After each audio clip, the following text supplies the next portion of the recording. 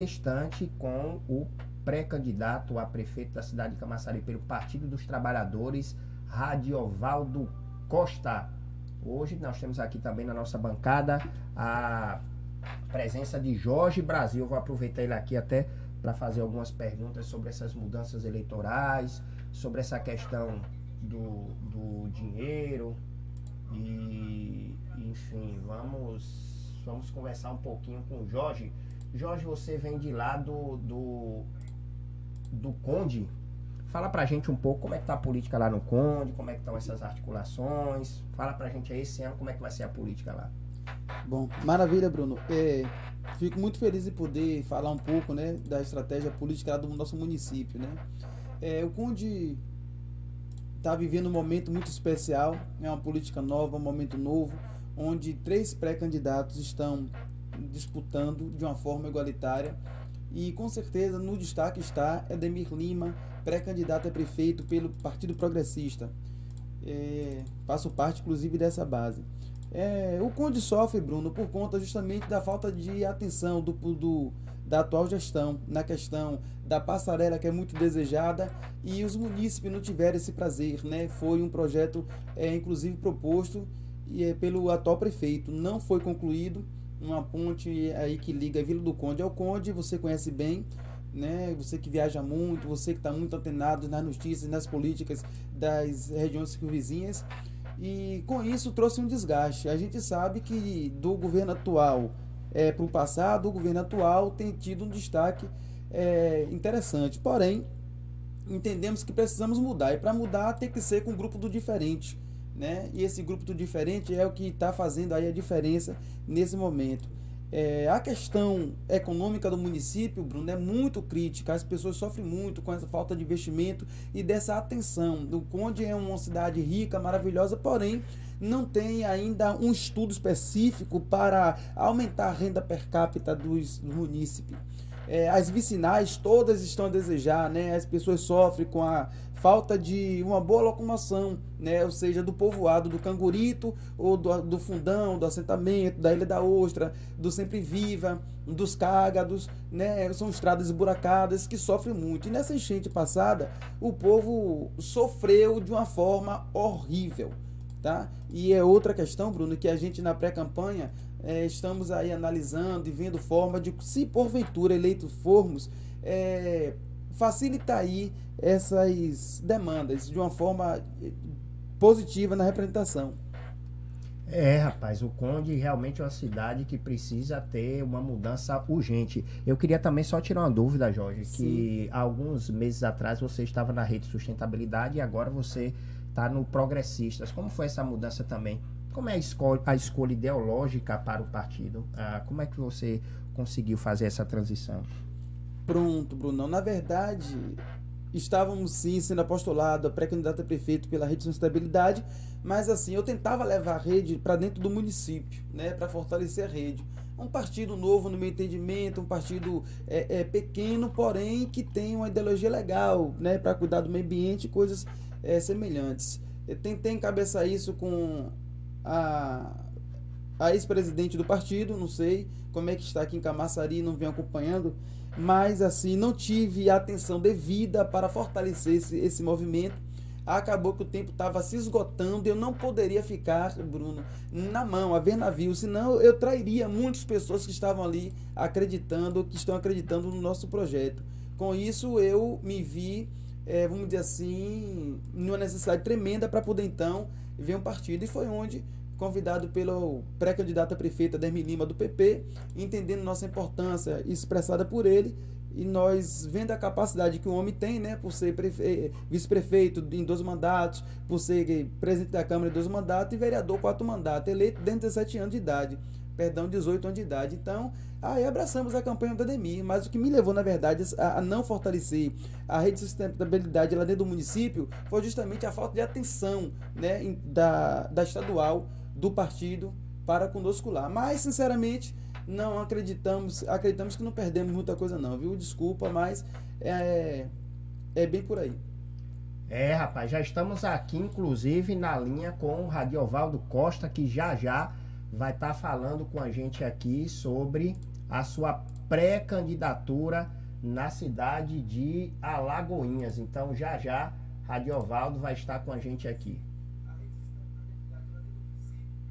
Deixa eu só ajeitar aqui. Já, Radiovaldo Costa falando pra gente sobre a sua pré-candidatura à Prefeitura de Alagoinhas. 12 horas e 25 minutos. O que repercutiu também bastante ontem foi o caso da menina de 10 anos que engravidou depois de ser estuprada pelo seu tio.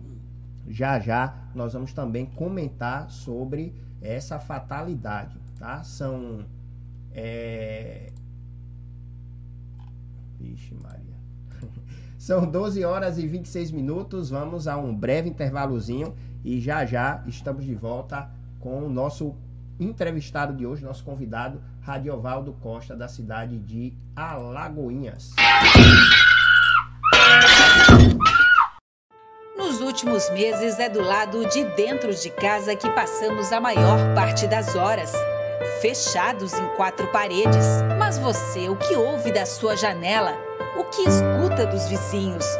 Desconfia que a sua vizinha seja vítima de violência doméstica? Se acredita que sim, vá em frente. Comunique aos órgãos responsáveis. Em briga de marido e mulher, é preciso sim meter a colher. A pandemia está escondendo alguns milhares de casos de violência contra a mulher.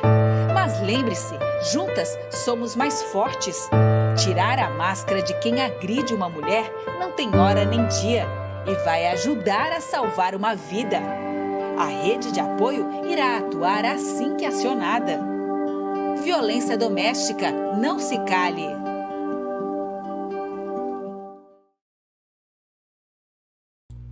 Doze horas e 27 minutos. Voltamos com o programa Folha Notícias.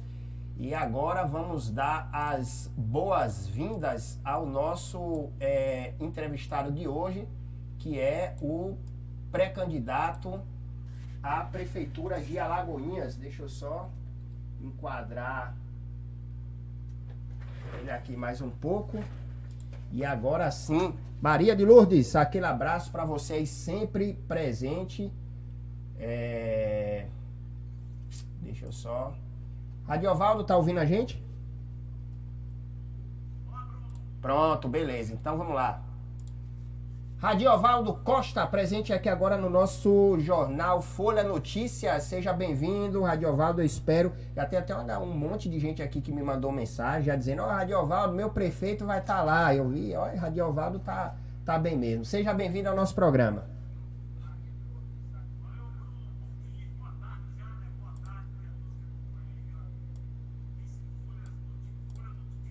Isso.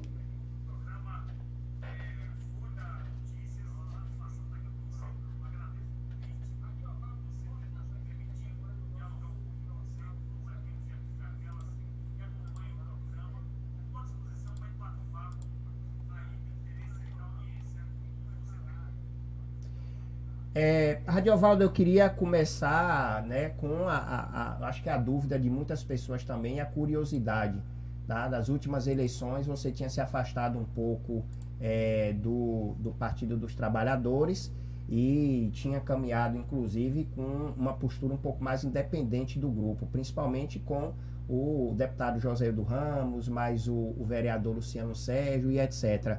Como surgiu, Radiovaldo, essa composição nova e agora a escolha de fato de todo o grupo apoiar a sua pré-candidatura a prefeito de Alagoinhas?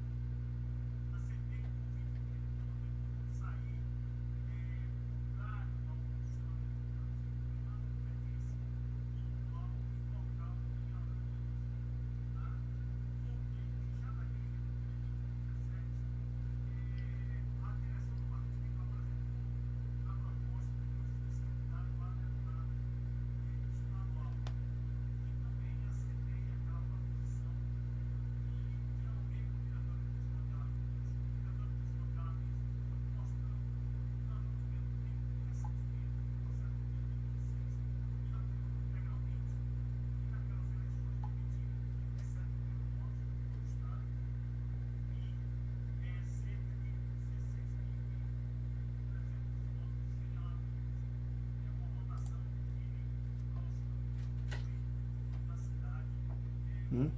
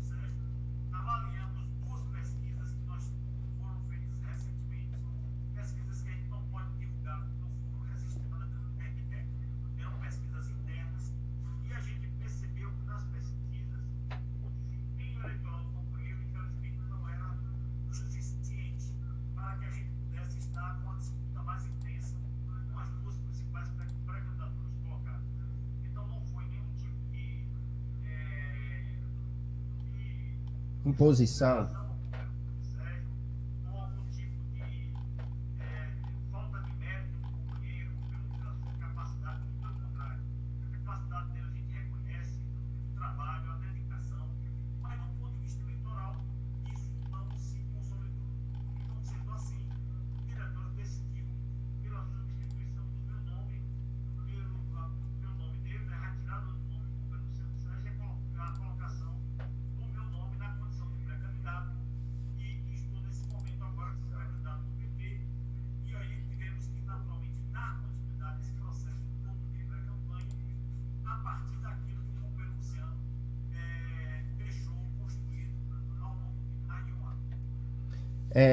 Na semana passada, Radiovaldo, eu entrevistei aqui Oséias Menezes, que também é um pré-candidato a prefeito e vereador do município. E naquele momento eu questionava ao Oséias sobre essa mudança, essa entrada de Joaquim Neto na cidade de Alagoinhas, visto que era prefeito de outro município e Alagoinhas sempre foi um celeiro de bons políticos, né? Tem você, tem o Joséildo Ramos, o Paulo César, o Gustavo Carmo, nós temos deputados inclusive. E aí, Radiovaldo, eu queria ouvir a sua opinião também. Como foi a entrada de Joaquim Neto no município? Como é que você consegue fazer uma análise, Radiovaldo, dessa entrada de um ser novo político dentro da cidade, conseguir fazer essa articulação, ganhar essa eleição e agora vocês estão se debruçando para tentar retomar o cenário político do município?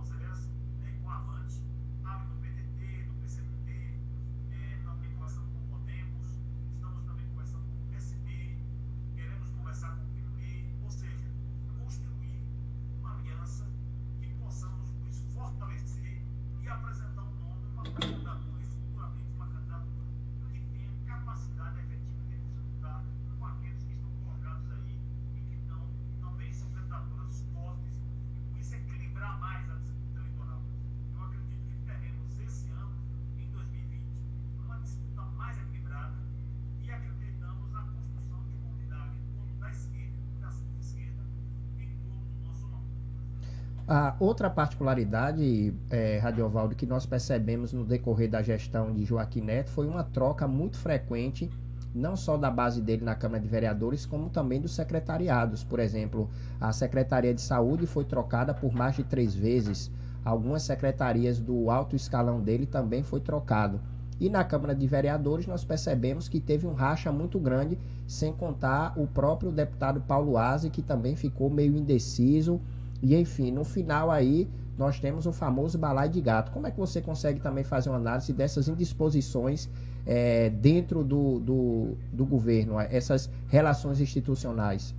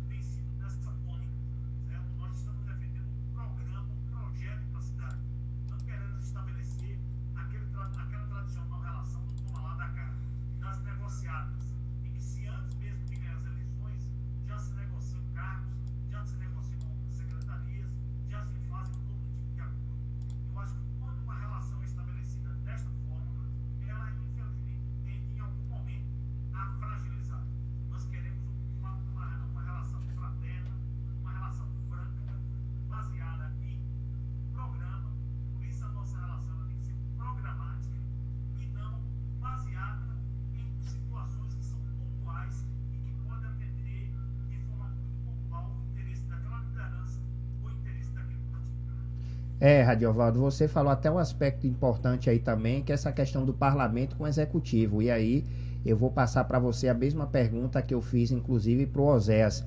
Você não acha, Radiovaldo, que por conta dessa vaidade política entre os grupos fizeram com que alguns problemas crônicos de Alagoinhas ainda continuem? Por exemplo, nós temos o impasse da feira, nós temos o impasse do Jardim Petrolar, nós temos o impasse da Rua do Catu, nós temos o impasse de vários bairros, Radiovaldo, que são problemas de 10, 20, 25 anos atrás. O Jardim Pedro Braga e etc. Então, você não acha que é embasado até no que você acabou de dizer, que às vezes tem alguns entraves de questões políticas e que fazem com que persistam esses problemas no município e que a população até hoje vem reclamando?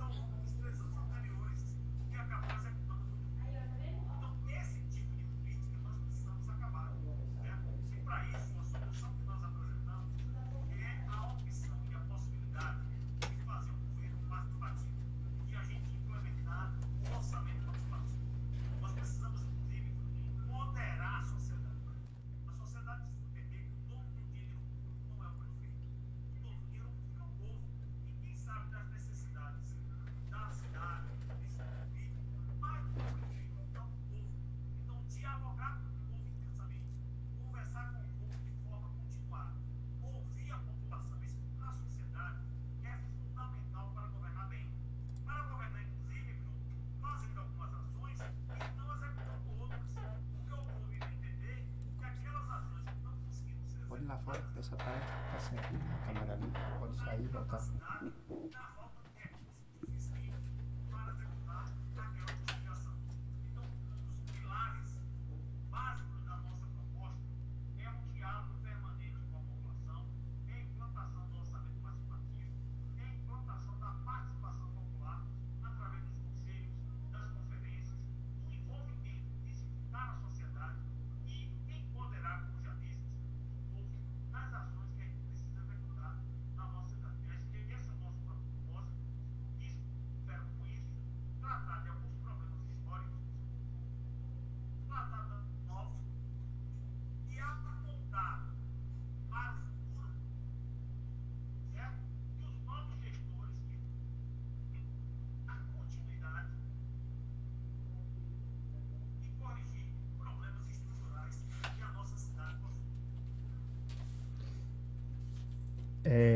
Consegue me ouvir? Tá me ouvindo? Radiovaldo?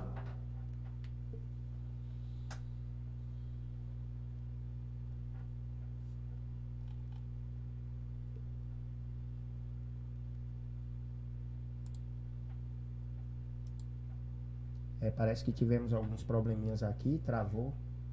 Tá ouvindo, Radiovaldo? Acho que deu uma queda aí na net, né? Deu uma travada aqui, mas você tá me ouvindo? Oi, Oi, tá ouvindo? acho que tivemos uma queda aí na internet. Foi, melhorou aí agora? Pronto, melhorou, tá. Agora, Pronto. Pronto, beleza. Radiovaldo, quando a gente fala até da questão econômica, esses dias eu estava acompanhando alguns gráficos e eu pude perceber que Alagoinhas não teve um crescimento significativo nesses últimos 10 anos, né? Desde 2009, na verdade, né? Eu acompanhando alguns gráficos do IBGE e percebi que entre, né, Alagoinhas, Catu, Pujuca, Dias d'Ávila, Mata de São João, até chegar aqui em Camaçari. E eu percebo também, Radiovaldo, que Alagoinhas também não tem se destacado ultimamente, né? Alagoinhas já foi uma das grandes produtoras cítricas, Alagoinhas já foi uma das melhores micaretas, já teve também grande produção, tanto de cítrico como no setor agropecuário e por aí vai. E a gente percebe, Radiovaldo, que no decorrer desse processo, outras cidades vizinhas têm aumentado alguns potenciais diferentes de Alagoinhas, inclusive a ameaça da própria fábrica da Heineken sair de Alagoinhas. Tem também a questão da Azaleia, que estava lá no Barreiro e que já teve algumas indisposições também. E o que eu queria saber, Radiovaldo, é como você também tem visto esse descrédito, às vezes, até das próprias empresas irem para Alagoinhas. Como é que você analisa essa reintegração de novas fábricas e esse crescimento na cidade, Radiovaldo?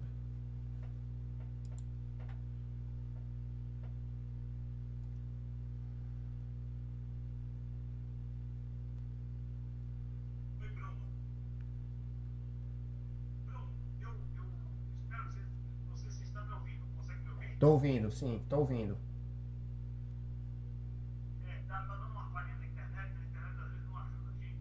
É um instrumento positivo, mas às vezes dá uma falha e quem está nos acompanhando aí sabe disso. Sim. Mas estamos aqui tentando, assim, dar continuidade à nossa conversa, apesar desses entraves aí da net. Bem, Bruno, ouvi sua pergunta é muito importante, sabe? Porque o desafio em relação à questão econômica, principalmente para 2021, será muito grande.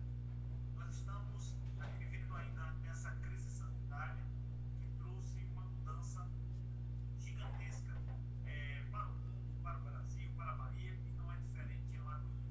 E essas mudanças, o impacto dessa crise sanitária, da pandemia, ela ainda deve continuar ainda por alguns meses. Infelizmente, esperamos que isso seja rapidamente aí superado, principalmente aí na esperança da aplicação de uma vacina. O mundo está envolvido nessa questão, buscando uma saída definitiva. Mas até lá, a economia deve sofrer muito. O ano de 2020 deve fechar com uma queda econômica gigantesca e 2021 não será diferente. Isso impacta o município como você que está me acompanhando. Afeta principalmente do ponto de vista da arrecadação dos municípios, né? A arrecadação já diminuiu e tende a diminuir mais. As transferências constitucionais do governo federal, as transferências do Estado e a própria arrecadação do município tende a diminuir. A atividade econômica impacta diretamente a nossa cidade. O impacto, inclusive, social também deve ser significativo, porque você aumenta o número de desempregados, você aumenta o número de famílias que passam mais dificuldade, famílias que passam a ter necessidade da ação pública do município, principalmente na área de saúde, de educação, na assistência social. Então,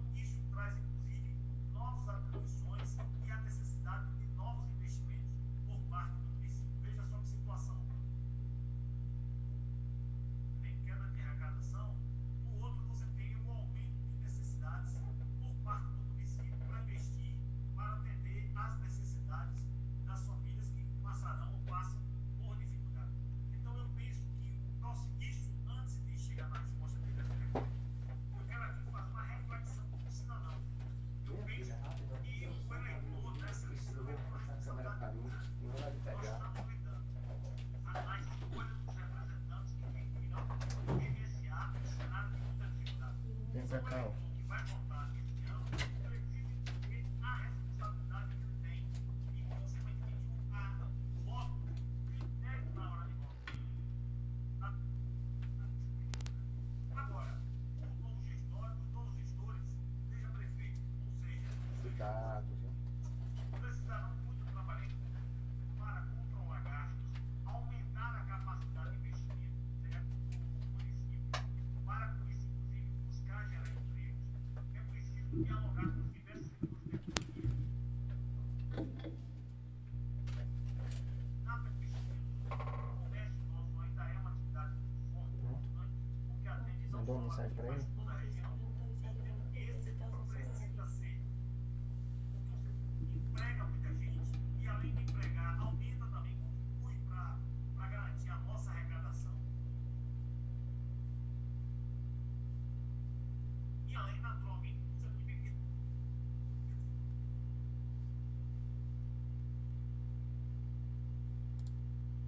e ao buscar o chefe, a proposta, será uma área que iremos muita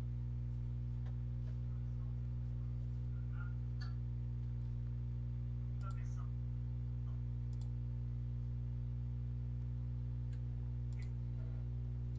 Ligue pra ele. Eu vou desconectar aqui. Vai, fala com ele aí, eu desconectei. 12 horas e 54 minutos, uma queda da conexão, mas vamos tentar retornar já com o Radiovaldo.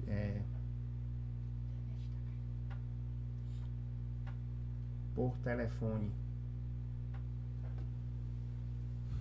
Radiovaldo Costa, pré-candidato a prefeito pela cidade de Alagoinhas. Silva, aquele grande abraço, tá aí, firme e forte. Paula Carvalho também é artista. Vamos lá, Radiovaldo já voltou com a gente. Alô? Oi, Alô? Bruno. Opa, vamos lá, Radiola, vamos voltar aqui. Oi, alô. Pronto. Tá ouvindo? Vamos voltar.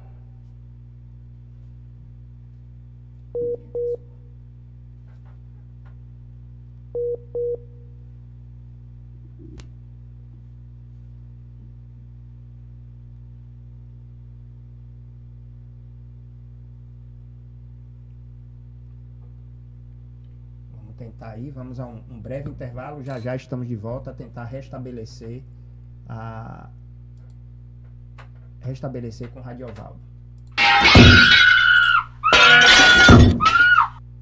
Nos últimos meses é do lado de dentro de casa que passamos a maior parte das horas, fechados em 4 paredes. Mas você, o que ouve da sua janela? O que escuta dos vizinhos? Desconfia que a sua vizinha seja vítima de violência doméstica? Se acredita que sim, vá em frente. Comunique aos órgãos responsáveis. Em briga de marido e mulher, é preciso sim meter a colher. A pandemia está escondendo alguns milhares de casos de violência contra a mulher. Mas lembre-se, juntas somos mais fortes.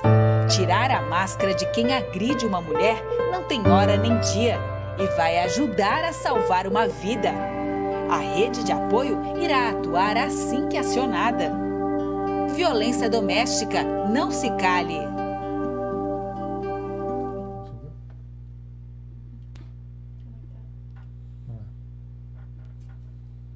12 horas e 57 minutos, voltamos no ar com o programa Folha Notícias. Radiovaldo? Aqui na escuta. Pronto, firme e forte. Vamos lá, continua. Você parou na questão econômica. Isso, a internet deu um nó aí, mas vamos tocar o barco. Vamos lá. Vamos lá. Bem, como eu estava dizendo para você, Bruno e demais ouvintes, falando ainda para fechar aqui a questão econômica, de que eu considero a questão econômica um dos itens, né, e um dos setores mais importantes para 2021, porque nós estaremos em uma crise econômica fatalmente, talvez até em uma depressão, e o que vai impactar muito na geração de empregos, no aumento do desemprego, na verdade, e numa queda de arrecadação dos municípios, seja por conta das transferências constitucionais, do governo do estado ou mesmo da arrecadação própria que os municípios possuem. E isso será um item que merece muita atenção dos futuros gestores da própria Câmara de Vereadores. Eu entendo que vai ser necessário, Bruno, um controle de gastos muito rigoroso, ou seja, o dinheiro público vai ficar muito caro, né, muito importante. A gente, com isso, precisa, com esse controle de gastos, fazer um aumento da capacidade de investimento do município para poder, inclusive, atender demandas que a sociedade possui e, ao mesmo tempo, gerar obras, gerar empregos, né? Fazer com que esse aumento de investimento, a partir de um controle de gastos rigoroso, gere empregos dentro do município, e precisaremos dialogar com o setor produtivo para que esse setor possa se manter ativo na cidade, principalmente o comércio, que é um setor importante pelo número de empregos que gera e também por contribuir com a própria arrecadação do município, bem como alguns segmentos industriais, como eu consideraria o setor da bebidas, né, da gente consolidar o nosso polo de bebidas, a indústria do petróleo, que está passando por uma transformação e deve recomeçar a receber um aumento de investimentos privados por conta da saída da Petrobras de atividades que hoje era executado por ela, bem como também a indústria de cerâmicas, sem contar a agricultura familiar, que eu entendo que a agricultura familiar tem ainda um papel importante a ser explorado no nosso município e capacidade de geração de emprego e renda considerável. Adiovaldo, nós percebemos que agora na pandemia houve uma interlocução muito maior entre os governadores e prefeitos, e a gente pôde perceber que no início da pandemia a vaidade prevaleceu, cada governador, cada prefeito fez o que quis, a hora que quis, etc. Mas chegou um determinado momento que eles perceberam que ou os prefeitos e os governadores falassem a mesma língua, ou o problema ia persistir mais e mais. Com isso, os prefeitos da região metropolitana se reuniram e fizeram várias ponderações sobre as ações, independente do partido, teve PT, PSDB, MDB, etc. O governador Rui Costa articulou mais com o consórcio Nordeste. Você não acha que Alagoinhas também está precisando de um prefeito que tenha articulação com as cidades vizinhas? Porque nós temos Catu, que é uma cidade industrial, nós temos Inhambupe, que também é um grande produtor cítrico, nós temos a Esplanada, nós temos várias cidades ao redor de Alagoinhas que poderia ter uma interlocução melhor e fazer o crescimento de todas. Você não acha que Alagoinhas também perdeu muito para essas outras cidades ao redor porque faltou essa interlocução? Concordo plenamente com sua afirmação. Eu vejo que a gente precisa atuar em duas direções. Primeiro, intensificar o diálogo, sim, com o governo do estado, com o governador, até porque o governo do estado tem uma capacidade de investimento a ser considerável, e Alagoinhas, por ser cidade de polo, pode atrair boa parte desses investimentos para melhorar os serviços e, consequentemente, atender melhor toda a região. Então, esse diálogo com o governo do estado, ele é importante. Ele tem que ser contínuo, inclusive. É uma relação que tem que ser muito próxima. E nós, que somos do mesmo partido que o governador, naturalmente, se conseguirmos o resultado positivo no processo eleitoral, queremos sim estreitar ao máximo essa relação com o governo do estado, com as diversas secretarias estaduais e buscando atrair o máximo ações, investimentos, programas estaduais para, inclusive, compensar uma possível queda de arrecadação e manter a atividade de diversos setores e segmentos importantes na cidade ativo. Com relação ao papel de Alagoinhas no diálogo com os municípios circunvizinhos, você também foi preciso. Isso deve acontecer intensamente. Eu acho que nós temos que manter os consórcios, como existe hoje o consórcio do Nordeste, que é a união dos governos estaduais, dos diversos estados do Nordeste, que tem inclusive atuado de forma positiva e beneficiado inclusive os estados. Nós podemos fazer isso aqui na região nossa, tendo Alagoinhas como um grande timoneiro desse processo, certo? Temos um consórcio que já está formado. Eu acho que não pode funcionar melhor do que o que funcionou. Eu acho que o governo do município, penso que não valorizou muito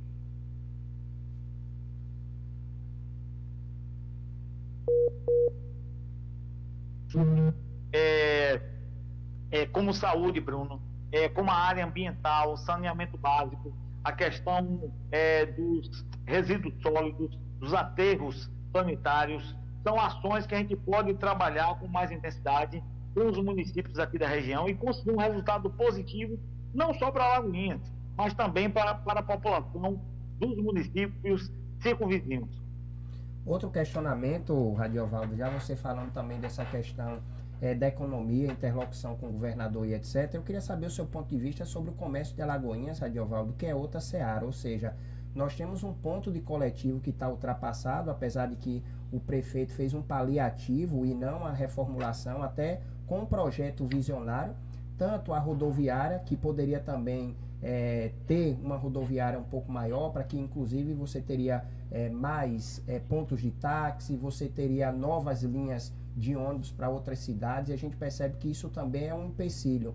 Como é que você consegue fazer uma análise, Radiovaldo, do empoderamento do comércio de Alagoinhas, porque é outro ponto martelado, e quando você fala dessa questão da sustentabilidade, nós temos ali o Rio Catu, no centro da cidade, que também é outra problemática. Do outro lado, nós temos aquelas barracas na feira, do lado esquerdo e direito, com os carros que fazem frete, que fazem viagens para cidades perto de Alagoinhas, como Catu, Iambupe, etc. Como é que você consegue mudar essa mobilidade, Radiovaldo, da cidade, que é outro calcanhar de Aquiles, porque sai gestão e entra gestão e nós percebemos aquelas indisposições, a Alagoinhas parece que não consegue resolver essa questão da mobilidade, mesmo implantando a Zona Azul na cidade. Como é que você consegue enxergar também essa questão do comércio no centro da cidade, ali nas mediações do Banco do Brasil e do ponto de coletivo? Bem, o ordenamento, né, da cidade é algo importante, seja do trânsito, do comércio de ambulantes, do funcionamento de carga e descarga, da sinalização da cidade, das vans, né, que houve inclusive agora esse terminal inaugurado recentemente.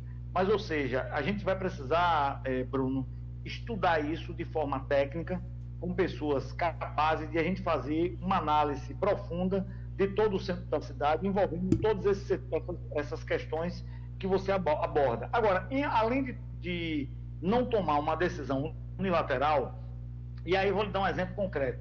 Agora, por exemplo, a sexta-feira, a prefeitura fez uma mudança no trânsito, ali na região da antiga Feira do Pau, onde está a Cesta do Povo. Várias pessoas, inclusive, se manifestaram, me procuraram, indignadas com as mudanças que a prefeitura promoveu. Então, é aquilo que eu disse lá atrás e vou retornar. Não dá para fazer mudanças na cidade, seja ela qual for, e até com um objetivo mais nobre que seja, sem dialogar com os interessados. Não dá para fazer uma mudança como essa que foi feita, não dialogar com o comércio, não dialogar com as pessoas que trafegam na região. Aí você faz uma medida achando que está fazendo uma coisa positiva e faz algo que traz justamente o contrário. Então eu penso que a gente precisa dialogar com esses setores todos, comerciantes,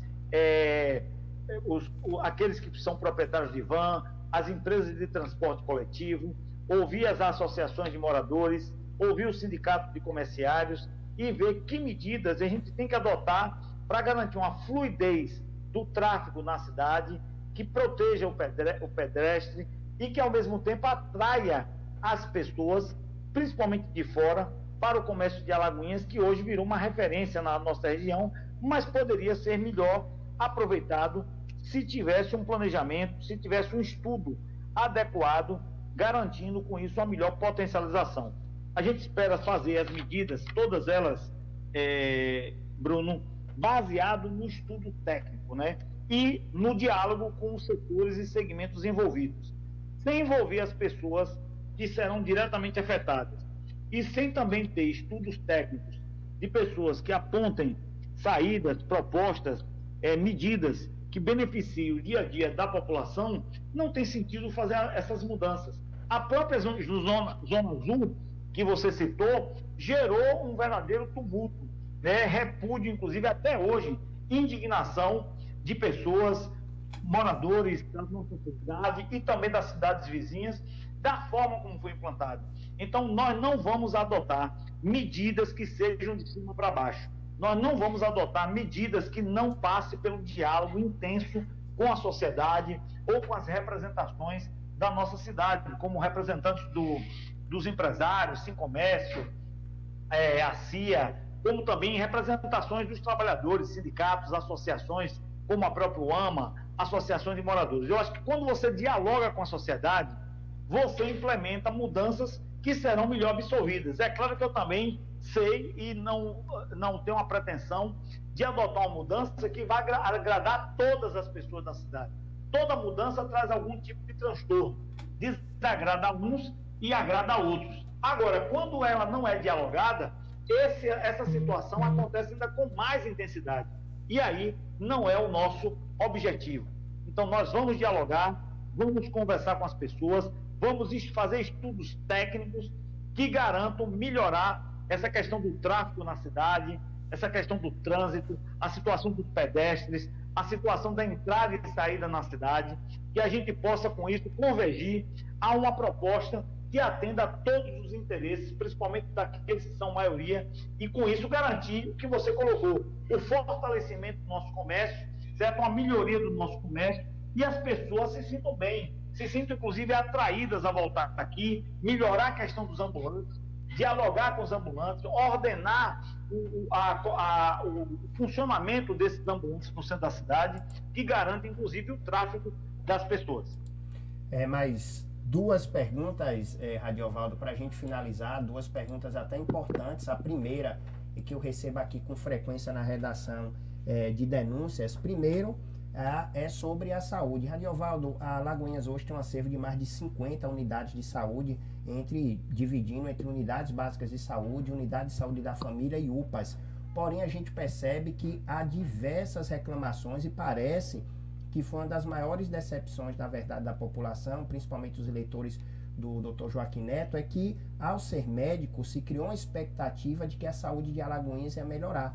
Mas parece que não melhorou. Eu tenho aqui algumas denúncias de um simples eletrocardiograma ou medicamentos de saúde básica, ou seja, captopril, losartana, são medicamentos que deveria ter à vontade, e tem usuários que não conseguem encontrar nem mesmo esses medicamentos. E daí eu queria também, Radiovaldo, ouvir o seu posicionamento de como se consegue melhorar essa saúde, Radiovaldo, porque nós temos o Jardim Petrolar, que as pessoas reclamam muito dali, o Barreiro também, o Silva Jardim, são unidades básicas de saúde que nós sabemos que tem uma área de cobertura muito grande, então de repente a demanda é muito maior do que a oferta. Então, como resolver essa problemática, Radiovaldo? Bruno, essa área, então, é a área mais cobrada, principalmente nos últimos anos, desde o então ex-prefeito Paulo César, e isso também deu continuidade agora no governo Joaquim. Vou dar um exemplo que eu recebi há cerca de 1 hora atrás. Um amigo que mora no Mangalu fez contato comigo, infelizmente ele foi contaminado pelo coronavírus, certo?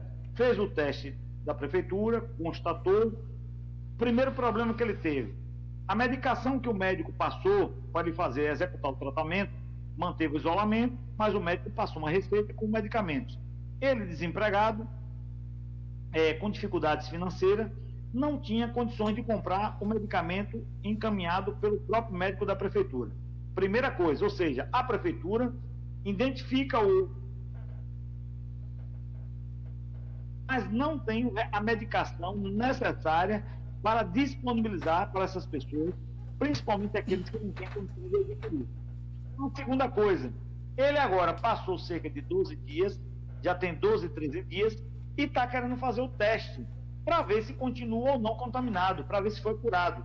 Ele até conseguiu, com a ajuda da família e tal, passou. Resultado, agora ele me mandou uma mensagem dizendo que ele foi lá no posto de saúde, e o posto de saúde disse para ele o seguinte, que ele não vai fazer o teste, porque o médico entende que, como ele já tem 13 dias, ele já está curado. Então, por achismo do próprio médico, sem fazer um teste, ele diz, como é que eu sei agora que eu estou ou não curado?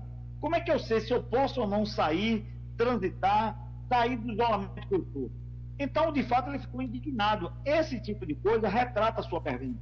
Ou seja, a saúde em Alagoinhas, mesmo o médico sendo prefeito, é um caos, certo? Não tem medicamento, não funciona, o tratamento do coronavírus é uma falácia, certo? O enfrentamento ao coronavírus não é uma realidade, o acompanhamento aos doentes, aos contaminados, não é uma realidade, muito mais propaganda do que a ação efetiva da prefeitura na questão da saúde. A saúde deverá ter um tratamento enérgico, principalmente na aplicação dos recursos da saúde. Nós temos um orçamento significativo nesse segmento e não é possível que um investimento, um orçamento tão alto das transferências e do investimento que a própria prefeitura faz, não garanta uma saúde melhor para a nossa cidade. Nós temos uma UPA que o governo colocou para funcionar na Santa Terezinha, mas essa UPA não funciona como deveria. A UPA do Barreiro continua sem funcionar. Continuamos com áreas descobertas. Ou seja, e você próprio falou, na saúde, se eu não me engano, já estamos no 3º ou 4º secretário. Então, isso mostra uma descontinuidade de procedimentos, de ações, em uma área tão importante para a sociedade, principalmente em uma pandemia. Então, nós queremos montar um plano de ação, que nós vamos montar, Bruno, até aí o início de setembro, primeira quinzena de setembro, nós iremos dispor de um programa de governo e a saúde receberá toda a nossa atenção para poder, de acordo com os dados que nós estamos levantando, das informações que a gente está buscando, junto às comunidades, aos bairros, a profissionais que atuam na saúde do nosso município, apresentar ações efetivas que melhorem, que busquem melhorar o atendimento da população nesse item tão relevante que é a saúde pública. Mas concordo do descaso que já vem desde o governo passado, se amplificou neste governo e é preciso agora uma ação que dê um corte nisso e melhore significativamente, porque é uma área que tem se mostrado ineficiente e recursos públicos estão sendo desperdiçados, já que a saúde acaba não atendendo e a gente não consegue compreender onde se gasta tanto dinheiro e por que questões básicas não funcionam na nossa cidade. Agora, Radiovaldo, eu tenho uma curiosidade. Eu acredito que você estava como legislador.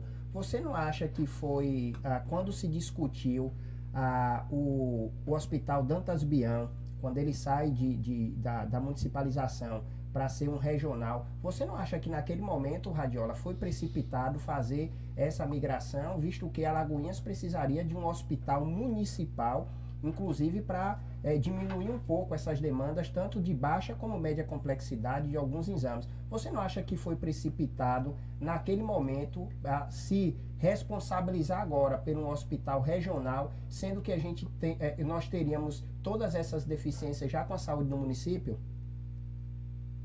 Não, Bruno, eu não vejo, porque eu participei inclusive dessa discussão na época do então governo José Ildo, que eu acho que você está fazendo referência a isso, quando houve uma proposição de que o Hospital Dantas Bião, o governo do estado na época, fez uma proposta de municipalizar, ou seja, o governo assumia a gestão do Hospital Dantas Bião. Mas isso é algo muito complexo. Eu entendo que o município assumir essa responsabilidade seria algo muito impactante para o município, certo? A responsabilidade pela alta e média complexidade, ela deve ser realmente do Estado. O problema do Bião, que o Bião não tem hoje muita capacidade de atendimento, ela se dá porque a baixa atenção básica, ela não funciona no município. E não temos UPAs, como é o caso da Santa Terezinha e da própria Barreiro, para atenuar e diminuir esse atendimento do Bião. Então, o que você fala? Hoje, por exemplo, uma pessoa que se sente mal, toma uma topada na rua, cai na rua e precisa ser atendido depois das 17 horas, ou à noite, ou sábado e domingo, essa pessoa, ela tem que ir para o Dantas Bião, quando ela poderia ter sido atendida em um hospital, em uma unidade que fizesse esse pronto atendimento. E nós não temos. Com isso, a alta e média complexidade fica, de fato, afetada. Então, eu entendo que a gente precisa cobrar, sim, que o governo resolva o problema da alta e média complexidade, não só de Alagoinhas, mas da região. Tem agora uma ampliação em curso no Bião, mas talvez, inclusive, essa ampliação ela não seja suficiente para resolver esse problema. Talvez precisamos de um outro hospital para atender aqui a nossa região e os demais municípios e desafogar o Bião. Agora, uma coisa importante, a alta e média, a atenção básica do município, que é a atenção básica, é justamente os postos de saúde. Eles precisam funcionar. Como eles não funcionam, tudo vai para o Bião, inclusive aquilo que deveria ficar no atendimento do município, que é a atenção básica. Então, nós vamos tratar disso, melhorar a atenção básica, botar as 2 UPAs para funcionar e garantir que esse atendimento das 2 UPAs ajudem a desafogar, juntamente com a atenção básica, aquilo que é atendido hoje pelo Dantas Bião. De fato é o que a gente tem discutido, viu, Radiovaldo? Eu tenho dito o tempo todo que às vezes as pessoas chegam na UPA e nas unidades básicas também não são atendidos e realmente corre para o Dantas Bião. 13 horas e 19 minutos para você que está chegando agora. Estamos entrevistando hoje, nosso convidado é o Radiovaldo Costa, pré-candidato a prefeito de Alagoinhas, ex-legislador pelo Partido dos Trabalhadores. Eu estou hoje aqui na bancada, Radiovaldo, com a presença de Jorge Brasil, que é lá da cidade do Conde. Ele vai lhe fazer uma pergunta aqui, fica à vontade. Bom dia, futuro prefeito, Radiovaldo. Saindo um pouco dessa questão aí da saúde, né? Primeiro te parabenizo, vejo que você é uma pessoa que está preparada para poder defender os interesses aí do nosso município. Haja visto que tem muitos amigos em Alagoinhas e fiz diversos shows, né? Através da nossa empresa aí, tem muitos amigos, inclusive o Givanildo Bina, também é pré-candidato aí na base de vocês. Querido, a pergunta que eu vou lhe fazer é no segmento cultural artístico. O senhor já tem elaborado um plano, tem alguma ideia, proposta, já está pensando nisso? Ou como é que o senhor vê esse segmento, que inclusive sofre muito com a falta de atenção, né? Principalmente agora após a pandemia, né? Nesse momento difícil que os artistas passam por conta das dificuldades de não ter feito os seus trabalhos, suas apresentações. Queria que o senhor pudesse falar de uma forma mais técnica, por gentileza. Pois bem, Jorge, eu falei no início aqui com o Bruno, nós estamos elaborando um programa de governo. Nós já fizemos 2 escutas com a sociedade, envolvendo inclusive profissionais da área e pessoas que atuam nesses 2 segmentos. Um foi educação, o outro foi saúde. Na próxima quinta-feira agora estaremos fazendo um debate virtual, né, por conta da pandemia, sobre economia. Vamos discutir a realidade econômica de Alagoinhas, as perspectivas, as dificuldades, potencialidades e propostas para a gente poder incluir nesse programa de governo, que iremos, como já disse, tentar finalizá-lo aí até a primeira quinzena do mês de setembro, tá? E entre as atividades e áreas que nós iremos debater está a cultura, certo? A cultura, a questão do esporte, que temos inclusive uma secretaria, que é a CECEL, a Secretaria de Cultura, Esporte e Lazer. É uma secretaria importante, mas reconheço, como você disse, que ela sempre foi ficada em segundo plano, ou talvez até terceiro plano, ao longo aí dos anos, principalmente desses 2 últimos governos, e nós queremos dar uma mudada nisso, porque eu, pessoalmente, entendo que tanto a cultura quanto o esporte são ferramentas importantes de transformação social. São ferramentas, inclusive, de empoderamento da população. São ferramentas que ajudam, inclusive, o combate à desigualdade social, ajudam, inclusive, a juventude, principalmente, a poder evitar que a nossa juventude seja aí influenciada ou que nós perdamos os nossos jovens, por exemplo, para a criminalidade. Então, são instrumentos que complementam, inclusive, a outra área também importante, que é a própria educação. São secretarias que deveriam estar trabalhando em conjunto, tanto a Secretaria de Esporte, Cultura e Lazer, quanto a Secretaria de Educação do nosso município. Isso não acontece. As ações, inclusive, às vezes, são completamente desassociadas, né? A Secretaria de Cultura faz uma coisa, a Secretaria de Esporte e Cultura faz outra. E não há essa interlocução interna para garantir, inclusive, um melhor aproveitamento.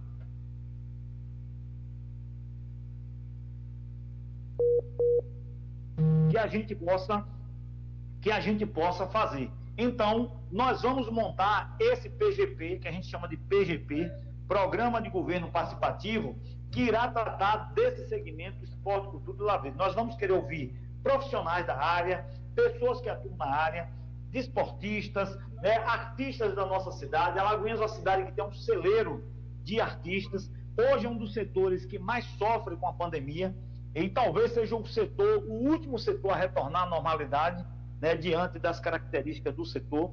Isso precisa ser levado em consideração, isso precisa ser observado, inclusive, na elaboração desse PGP, mas a nosso propósito, Jorge, é estabelecer um programa que, de fato, saia do discurso e valorize a ação no esporte, na cultura, no lazer, e que essa secretaria tenha orçamento, não orçamento apenas para funcionar no básico, mas que tenha orçamento para fazer investimento, certo? Que a gente possa fomentar a cultura do nosso município, que a gente possa, inclusive, estimular o surgimento de novos artistas, com oficinas, com práticas diversas, com profissionais da cidade e até mesmo de fora, fazendo diálogo com instituições consolidadas nesse ramo do esporte e da cultura, e seguramente dá um diferencial em relação às outras gestões.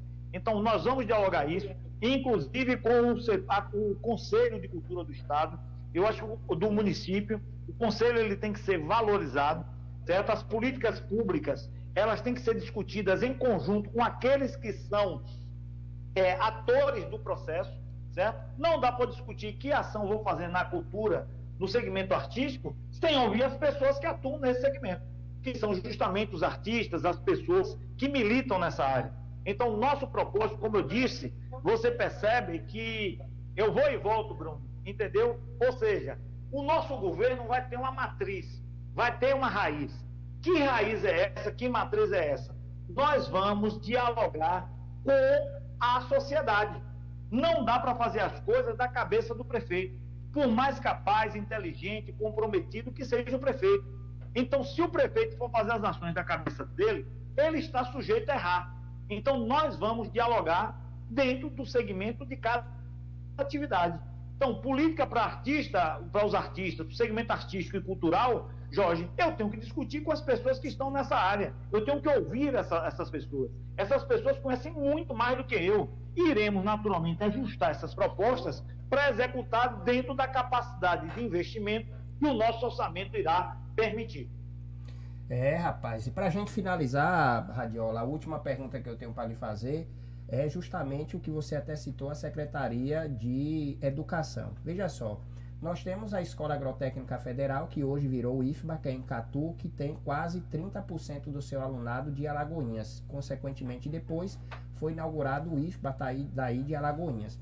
Nós temos um polo acadêmico, Radiovaldo, muito grande em Alagoinhas, porém eu tenho uma queixa também muito grande dos estudantes e principalmente daqueles que se formam não só no ensino médio, mas graduação, de que Alagoinhas não proporciona oportunidades para eles e fazem com que, inclusive, alunos não se matriculem no IFBA em Alagoinhas. Nós temos o antigo Navarro de Brito, que hoje é o CEPED também, que popularmente a gente chamava ele de estadual, que também tem uma estrutura muito grande, mas o que a gente percebe, Radiovaldo, é que muitos alunos vão estudar fora para poder ter mais oportunidade. Alguns estudam em Alagoinhas, se formam e vão embora da cidade.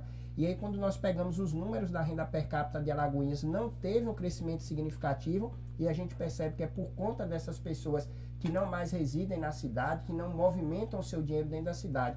Como é que você analisa também, Radiovaldo, esse perfil de Alagoinhas? Concordo, Bruno. Eu, inclusive, sou oriundo da antiga Escola Agrotécnica Federal de Capu. Estudei lá, naquela escola, hoje agora é Baiano, que inclusive nós temos a oportunidade aqui em Alagoinhas. Conheço vários dos professores, profissionais que atuam nessa unidade importante na nossa cidade.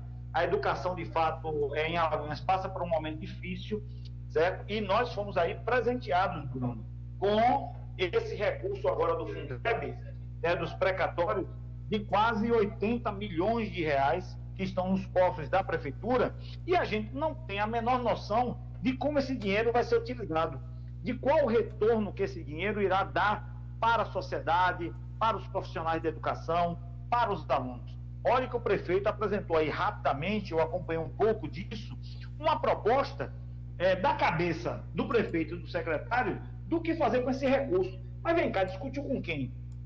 Qual é realmente o resultado efetivo dessa proposta que o prefeito apresenta? Nenhum. Mais uma vez, sai apenas da cabeça do prefeito. Não discute com os profissionais da educação, não discute com os pais, não discute com os alunos, não, inclusive, faz um estudo técnico dessa realidade que você aponta para a cidade de Alagoinhas. Eu acho que isso é um equívoco e a gente corre o risco de perder uma grande oportunidade com um volume de recursos significativo, de fazer um investimento mais perene, um investimento que enraiza a educação, que consiga resolver problemas, inclusive, estruturais que a educação pública de Alagoinhas, no plano municipal, possui, que dialoga, inclusive, com as outras instituições de educação, como o próprio IFE baiano, com as universidades, inclusive a UNEB, que é pública, com as universidades particulares, que a gente possa ter, de fato, um plano de educação na cidade, desde a educação básica até o ensino superior. A gente precisa fazer o diálogo, envolver os diversos setores da sociedade para melhor aproveitar essas oportunidades em benefício da população local. Eu vejo que isso não acontece, e isso, inclusive, Bruno, tem uma questão que associa com a própria economia. Então, você tem aqui algumas potencialidades econômicas na cidade, mas qual foi a ação do município para garantir que o município possua cursos de qualificação, seja de nível técnico, ou nível superior, ou profissionalizante, que beneficie a juventude em especial, para qualificar os nossos jovens e, com isso, garantir que essas oportunidades de trabalho sejam preenchidas com o nosso público, com nossos jovens, com nossos trabalhadores qualificados. Então, não há nenhuma ação nesse sentido.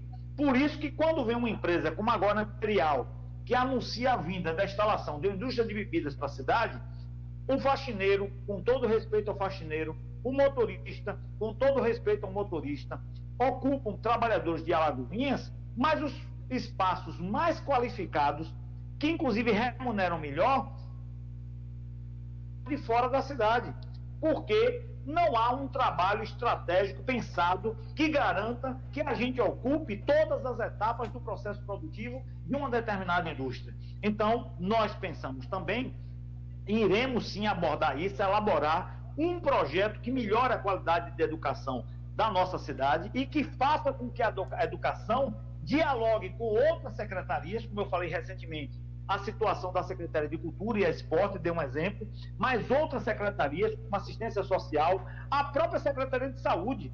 A Secretaria de Educação, ela pode dialogar e deve dialogar com várias secretarias do município, buscando indicadores, buscando informações e buscando implementar ações em conjunto para melhorar a qualidade de vida da população, principalmente da população mais carente. Então, esse é o pensamento que nós temos sobre a educação. Iremos apresentar, espero, Bruno, até lá na frente, a oportunidade de posse desse programa de governo, encaminhar uma cópia para você, porque tenho segurança de que nós iremos apresentar, dentre os atuais pré-candidatos e lá na frente candidatos, o melhor e mais completo programa de governo, e principalmente, viu, Bruno, um programa de governo realista, que esteja dentro da realidade da sociedade de Alagoinhas, que possa ser executado sem estar vendendo falsas promessas para a população em geral. 13h31. Radiovaldo Costa, pré-candidato a prefeito pelo Partido dos Trabalhadores da cidade de Alagoinhas, Bahia. Radiovaldo, eu queria agradecer imensamente pela sua simpatia, por ter aceito o nosso convite, lhe desejar boa sorte, conheça a sua trajetória, sei que você é militante realmente de que Alagoinhas cresça, você gosta realmente da cidade, então queria novamente lhe parabenizar e lhe desejar boa sorte, e com certeza mais na frente nós teremos mais um encontro, porque eu vou querer ouvir muito mais, até porque eu percebo que as suas propostas fazem com que o cidadão de Alagoinhas ele possa se alegrar e acreditar, como diz aquele velho ditado, que dias melhores virão, viu? Muito obrigado. Valeu, Bruno. Grande abraço. Obrigado a você e a todos que compõem a Rádio Folha. Grande abraço. Me coloco à disposição sempre. Um abraço para quem nos acompanhou, Bruno, e até a próxima. Grande abraço. Obrigado. Falou. Boa tarde. Boa tarde. Rapaz, acabamos de falar com o pré-candidato. Vou mandar até um abraço para Givanildo Bina, gente boa demais, vive lá em Ambupe, a terra do lobisomem. Bina, aquele abraço, é uma simpatia, eu gosto demais de Bina. Eu acho que a última vez que eu conversei com ele estava no PCdoB, não sei se já foi, tá no PCdoB ainda, né? Continua. É isso aí. Bina, um forte abraço para você, irmão. Um abraço, Alexandre Henrique, Gerson Abreu. Gerson, aquele abraço para você. Tenho acompanhado também as suas interlocuções nas redes sociais. E tem coisa, meu amigo, que é difícil até a gente debater. E nós vamos a um breve intervalo e já eu volto para a gente falar um pouco sobre o caso da criança, né, de 10 anos de idade que engravidou depois de ser estuprada pelo tio. E o que a gente acha engraçado é que eu não sei porque no Brasil ainda não foi aprovado a castração química, porque um vagabundo desse deveria fazer isso, aliás, deveria ir para a cadeira elétrica. E o que eu acho engraçado, e neste instante eu vou passar o vídeo aqui também, é a respeito das manifestações na frente do hospital. Por que não fizeram manifestação em frente à casa do vagabundo que fez isso? E detalhe, essa criança, ela foi violentada desde os 6 anos de idade. Dos 6 anos de idade. Então já nós vamos comentar sobre esse caso que repercutiu durante a semana. 13 horas e 33 minutos, já estaremos de volta e vou conversar mais um pouco aqui com o Jorge Brasil, para ele falar um pouco lá do Conde e falar um pouco também das mudanças e o que o município precisa de fato dessas próximas eleições. Já estamos de volta.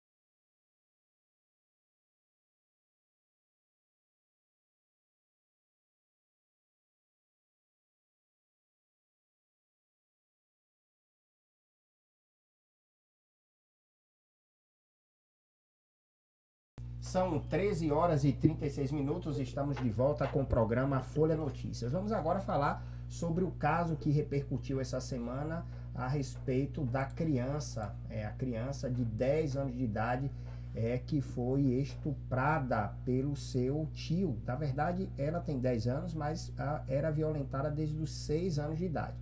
E a repercussão se deu devido às manifestações, dentre elas na frente do hospital. Vejam agora com as imagens da nossa produção.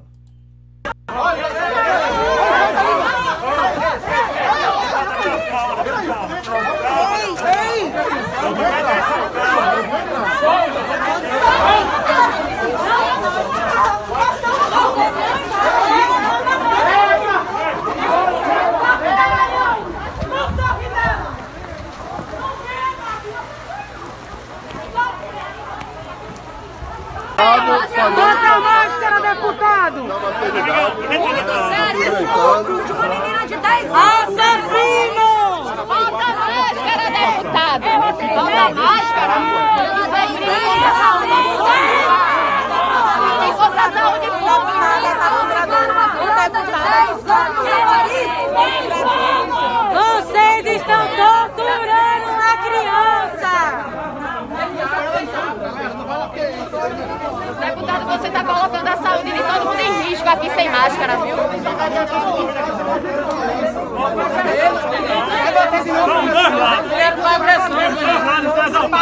obedeço a sua Vocês não se ausentam daqui, só vem a deputada e o pessoal não se ausenta. Não vai deixar a deputada sozinha aqui, não.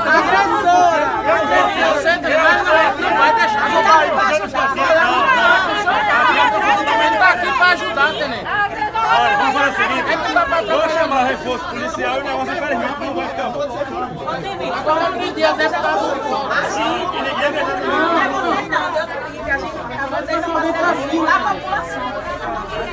A nossa dúvida é a seguinte: ninguém quer entrar, mas você é prerrogativa do deputado fiscalizar. Deixa os deputados esperar pelo menos aqui. Mas eu não posso permitir que Pelo ninguém menos aqui na recepção os dois. Mas eles não podem. Mas aí quem tem que deliberar é o diretor. Realmente o Brasil ele precisa ser estudado, viu? Sinceramente, ele precisa ser estudado. Imagine você, né, que essa criança está grávida de 5 meses, embarcou domingo no aeroporto de Vitória. Segundo o governo do Espírito Santo, ela foi para um estado que tem protocolo médico mais específico para interrupção de gravidez, no popular, o aborto. A gravidez foi revelada no dia 7 de agosto, quando a menina foi ao hospital na cidade de São Mateus, se queixando de dores abdominais. A menina relatou que começou a ser estuprada pelo próprio tio desde que tinha 6 anos de idade. Ele tem 33 anos e foi indiciado por estupro de vulnerável e ameaça, mas está foragido.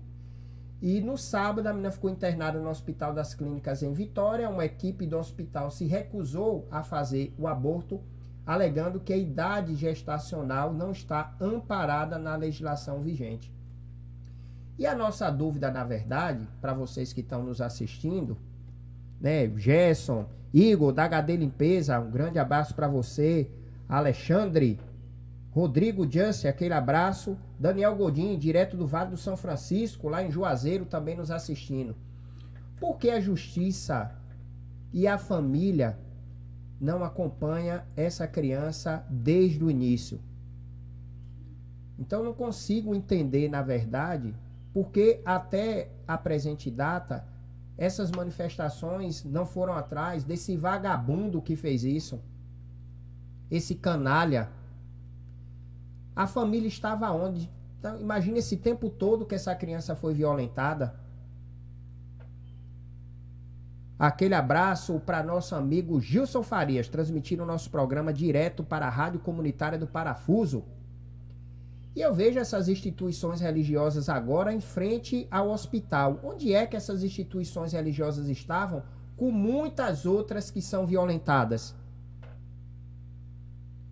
Camaçari é a terceira cidade na Bahia com maior índice de feminicídio. Perde só para a Feira de Santana e Salvador. E daí eu pergunto, os feminicídios quando acontecem, vou dar um exemplo muito claro, a família da moça que foi morta no Réveillon, a facadas, e que 4 ou 5 dias depois libertaram o criminoso, estavam na frente da delegacia, da DEAN e da 18ª para fazer manifestação. 6 pessoas, só a família da moça. Então não consigo entender, são essas manifestações, sinceramente eu queria entender. Por que nós não vemos essas manifestações com frequência? Nós temos números alarmantes de feminicídio, de agressão às mulheres, de abuso de menores, aliciamento. Eu não vejo essas manifestações.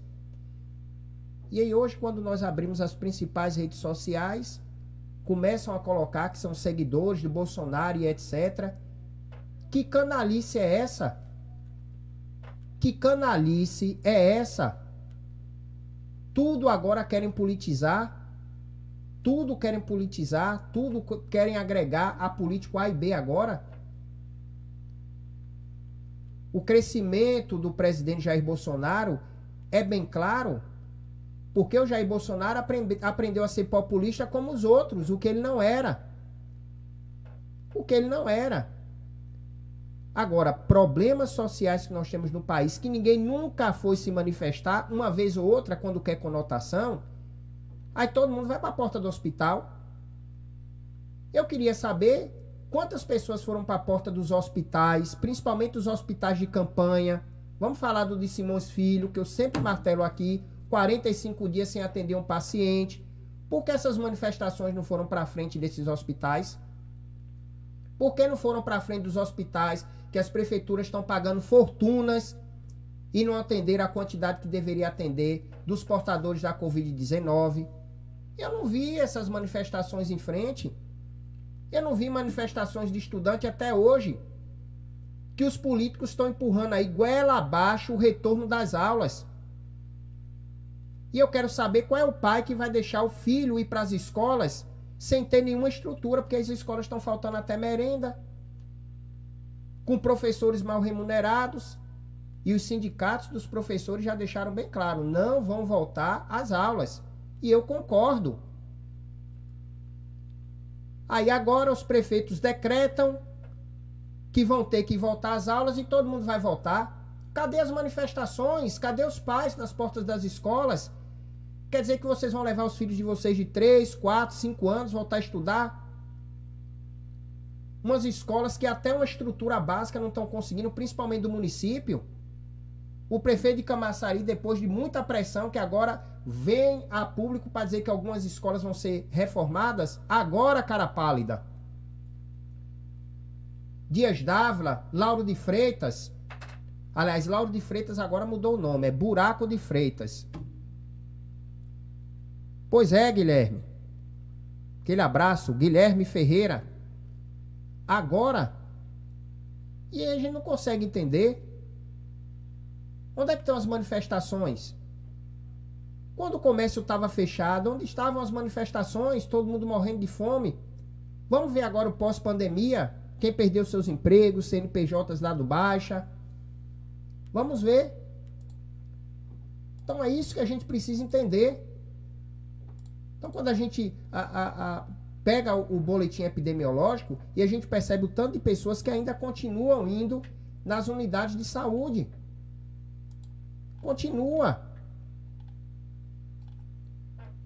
Hoje o site da Prefeitura de Camaçari estampa STT faz alteração de trânsito na Rua do Mercado, ou seja, estão voltando novamente. Estão voltando ao comércio normal. Inclusive, a partir de hoje, as prefeituras não podem mais fazer demissões por conta da lei eleitoral. Então eu queria entender onde é que estão essas manifestações. E agora usam do artifício de uma criança de 10 anos para ir fazer hipocrisia, discurso de hipocrisia. Não consigo. 13 horas e 46 minutos. Difícil, viu, meu amigo Jorge? Difícil.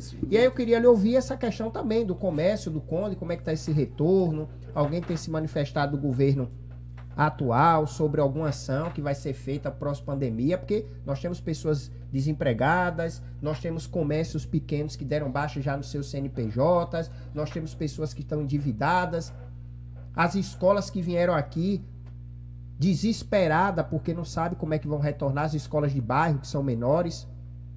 E aí, Jorge, eu queria lhe ouvir qual é a sua análise, na verdade, desse retorno, desse fim já aparente da pandemia. Pronto. Meu amigo Bruno, o município do Conde, como você bem conhece, é um município carente, né? O município do Conde carece realmente dessas intervenções políticas de uma forma bem atenciosa. Os comércios, os comerciantes lá sofrem muito por falta desse incentivo que fortaleça essas ideias, né, do crescimento. É um ponto turístico, porém não tem um estudo específico para o fortalecimento do nosso comércio. Eu já visto que quem mantém, na verdade, o nosso município são os comerciantes, né? Que inclusive a nossa feira está parada, como você falou, a dificuldade pós-pandemia, ela já estava complicada e agora complicou mais ainda. E eu vi sim uma preocupação da atual gestão em relação a isso, mas não tem avançado, Bruno, não tem avançado, e com isso quem sofre é a população. Muitos dos comerciantes, inclusive, são de fora, na sua maioria, e tiveram aí o acesso proibido à cidade por conta do lockdown e também da barreira sanitária. E isso vem sido conversado com as pessoas de uma forma de indignação, que o município poderia, né, ter se planejado melhor, mas a gente entende que nem todo mundo tem a capacidade para gestar um município, e por isso que estamos apostando no governo do diferente, né?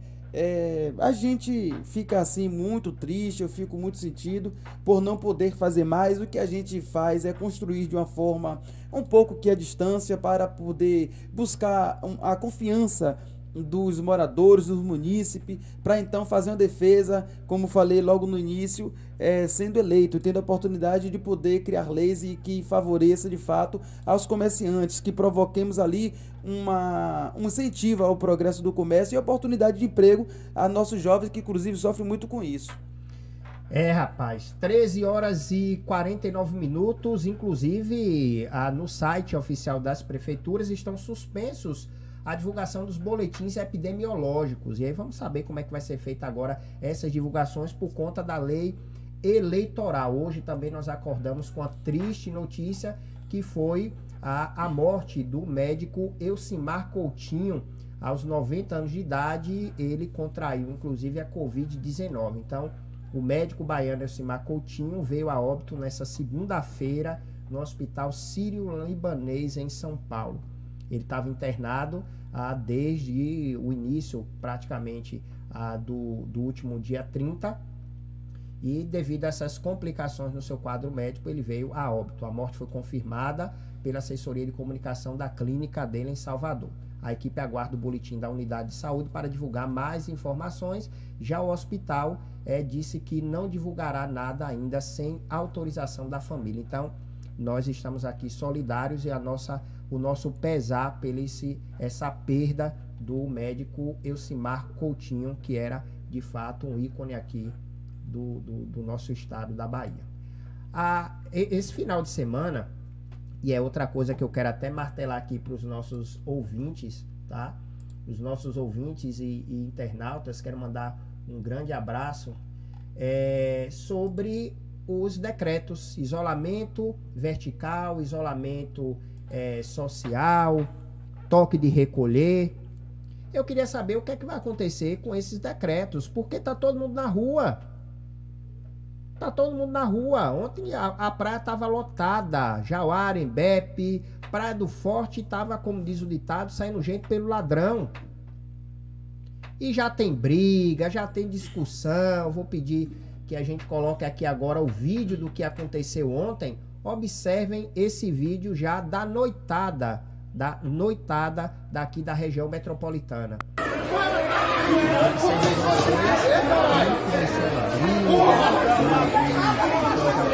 Tô doidinho, né, Nico? Eu já vou explodir um aqui. Onde é que está o toque de recolher? Viu garrafa, viu pote, viu pratos.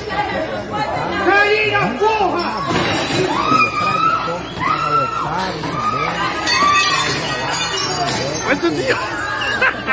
Nossa senhora! Uhul! Pera aí! Nossa senhora! Nossa senhora! Observe a agressividade desse vídeo, tá? Mulheres, inclusive, que sofreram violência, tá? Observem que um dos rapazes já estava no chão. Esse rapaz de camisa branca com preta chuta a cabeça do cidadão que estava no chão, e 2 rapazes ficam desmaiados devido à complexidade dessas agressões. Então, eu acho que a população estava com saudade disso aí, dessa violência toda. Então, isso daí já foi esse final de semana. E observem que não chega a polícia, não chega nenhum órgão competente da prefeitura, e a cachaça comendo no centro, como diz no popular. E é essa a nossa realidade. E aí, novamente, eu volto para as manifestações. Ninguém tem se questionado sobre os decretos. Ninguém tem questionado sobre os decretos. Onde é que está o toque de recolher? O governador do estado, foram 64 decretos. 64. Enquanto isso, a população está se matando. Ninguém sabe em que vacina vai se confiar, é a russa ou é a chinesa. A chinesa, como diz no popular, tomaram o ranço. E o brasileiro e outros países dizem que não querem tomar, aí querem tomar a russa, que não sabe nem da procedência. Esses dias a Rússia tem dito que tem testado essas vacinas em animais. Obscura também, não sei qual das duas é pior. E daí eu pergunto para vocês, nossos internautas, quem é que garante que não é um placebo? Eu quero essa garantia. Eu quero essa garantia. Observem que as prefeituras pararam de comprar os testes rápidos da Covid. Então quer dizer que a população agora é como o próprio Radiovaldo Costa falou na estante, a conduta, o protocolo agora é você buscar uma unidade de saúde, tem que passar por uma consulta com o clínico tem passado os medicamentos, que são os medicamentos para cura, azitromicina, hidroxicloroquina, cloroquina, ivermectina, leva você para casa, pede para você voltar 7 dias depois, e é lógico que quando você volta 7 dias depois, você já está curado. Você já está curado. Se você tem os primeiros sintomas da Covid-19, você chega na unidade de saúde, ele pede para você tomar azitromicina com a ivermectina ou hidroxicloroquina e pede para você voltar 7 dias depois, claro que vocês vão voltar sem os sintomas. Não vai precisar fazer o teste rápido, se eles não querem mais gastar dinheiro com teste rápido. Isso é fato. E eu não vejo a população se manifestar. Pelo contrário, os bares estão lotados porque ainda estão recebendo auxílio emergencial. O Bolsonaro tem crescido nas pesquisas, claro, ele descobriu qual é o voto de o cabresto. Qual é o cabresto institucional que a política tem? Bolsa Família, o Minha Casa Minha Vida, o Vale Gás, aqui em Camaçari foi criado Bolsa Social. E agora não tem como a esquerda voltar atrás, porque o detentor da caneta é o Bolsonaro. E aí tá mudando o nome, como o próprio Partido dos Trabalhadores mudou o nome, porque o Bolsa Família já existia, o Minha Casa Minha Vida já existia, criado por Fernando Henrique, só mudaram o nome. E agora o Bolsonaro começa a mudar o nome. Vai criar um programa habitacional para se pagar 25, 30 reais de parcela. Já disse que vai mudar o nome do Bolsa Família. Vai mudar também todos os outros nomes dos programas assistencialismo, que esse é o cabresto institucional que nós temos no Brasil. Quem é que não está feliz? Pegava 120 reais do Bolsa Família e começou a pegar 1.200 reais. Muitas pessoas que nunca tinham pego 1.000 reais na vida, nem 500, de uma vez só, e pegou 1.200. E aí o Bolsonaro sai de 20% para 40% no Nordeste, agora pontua com 56%, em números reais e não os fake news que andam publicando, e está tudo desesperado. Está todo mundo desesperado, a oposição desesperada por isso. Então, esse é o crescimento. E o Nordeste, o PT, nós sabemos que o Partido dos Trabalhadores trabalhou muito com esses projetos assistencialistas, lógico. Lógico. Então é muito difícil se reverter isso. E o Bolsonaro daqui para frente vai andar muito no Nordeste, porque o Sul, o Sudeste, ele já tem a sua votação. É simples. Enquanto isso, o primeiro final de semana que se abre precedente para ir para a rua, o povo está se matando, está saindo nos tapas. Até o tempo está mudando. Até o tempo, né? Vou mostrar para vocês aqui agora também, né? Que foi publicitado, tá? Que foi lá do Sul. Imagina você em São Paulo também, a Baixada Santista, ventos fortes, tá? E foi realmente momentos de pânico, todo mundo corre, carro para e etc. Até o clima tá mudando, viu? Até o clima. 13 horas e 57 minutos.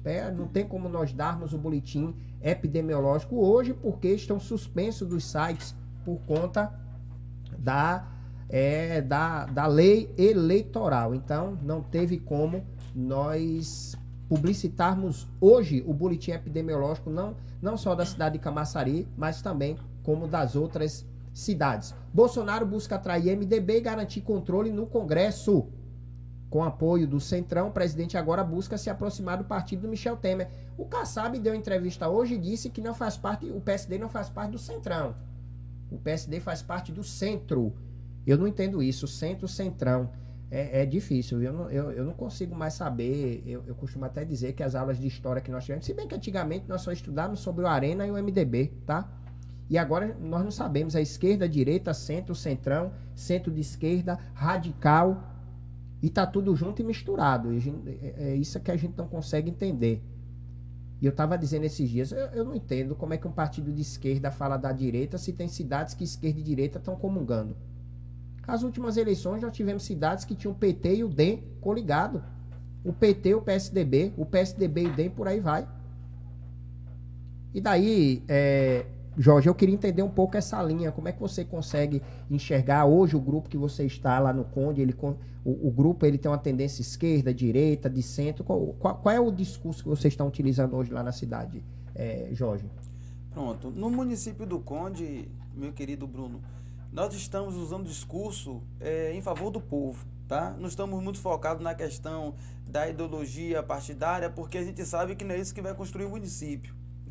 E o nosso presidente do partido, o próprio Edemir, ele tem nos orientado sempre a trabalhar com um projeto que venha agregar e fazer, que tenha grande valia para o nosso povo condense. Porque realmente mexe muito com a cabeça de nós brasileiros essa questão de partido de esquerda e direita, centro e centrão, como você falou, que confunde tudo e na verdade acaba que é tudo farinha do mesmo saco. Portanto, a gente mantém a linha do respeito até mesmo aos nossos adversários políticos, entendendo que a nossa causa maior é justamente a nossa cidade, a nossa gente.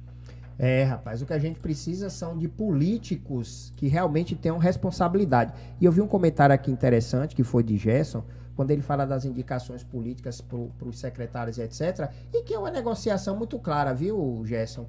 É uma indicação, né, política, e aonde nós percebemos, na verdade, o seguinte, que a ideia, basicamente, é essa, é se fechar com os partidos para que se possa ter, tá, algumas benesses. Isso aí, sem sombra de dúvida, isso aí não tem para onde correr. Infelizmente, funciona dessa forma, infelizmente.